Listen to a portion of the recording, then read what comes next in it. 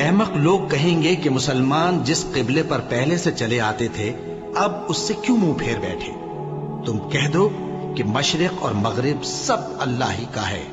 وہ جس کو چاہتا ہے سیدھے رستے پر چلاتا ہے، اور اسی طرح ہم نے تم کو امت معتدل بنایا ہے تاکہ تم لوگوں پر گواہ بنو اور پیغمبر آخر الزمان صلی اللہ علیہ وآلہ وسلم تم پر گواہ بنے۔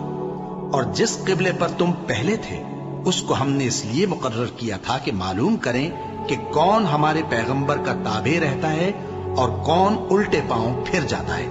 اور یہ بات یعنی تحویل قبلہ لوگوں کو گراں معلوم ہوئی،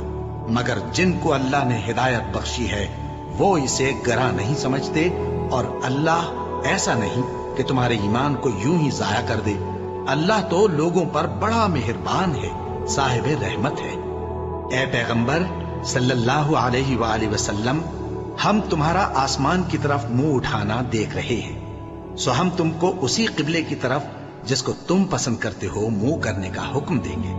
تو اپنا منہ مسجد حرام یعنی خانہ کعبہ کی طرف پھیر لو، اور تم لوگ جہاں ہوا کرو نماز پڑھنے کے وقت اسی مسجد کی طرف منہ کر لیا کرو۔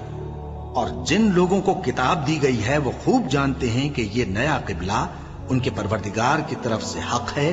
اور جو کام یہ لوگ کرتے ہیں اللہ ان سے بے خبر نہیں۔ اور اگر تم ان اہل کتاب کے پاس تمام نشانیاں بھی لے کر آؤ تو بھی یہ تمہارے قبلے کی پیروی نہ کریں، اور تم بھی ان کے قبلے کی پیروی کرنے والے نہیں ہو،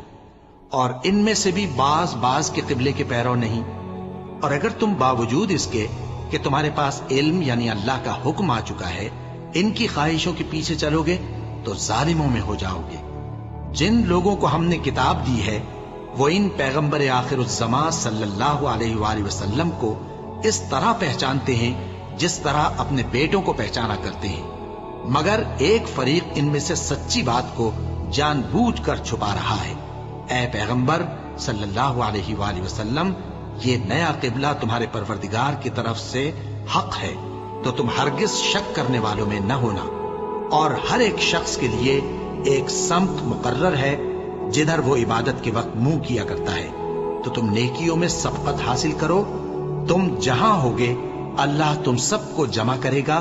بے شک اللہ ہر چیز پر قادر ہے۔ اور تم جہاں سے نکلو نماز میں اپنا منہ مسجد حرام کی طرف کر لیا کرو،